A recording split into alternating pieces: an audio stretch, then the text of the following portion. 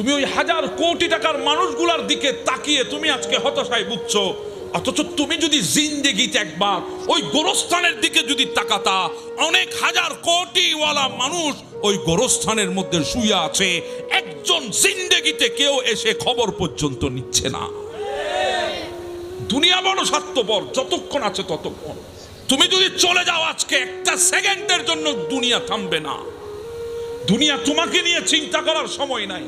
যে মানুষগুলা তোমাকে ছাড়া চলতে পারতো না, সেই মানুষগুলা পর্যন্ত তোমার কথা স্মরণ করে একটা সেকেন্ডের জন্য স্তব্ধ হবে না। চোখের পানি তো দূরের কথা, এক সেকেন্ডের জন্য মন খারাপ করবে না।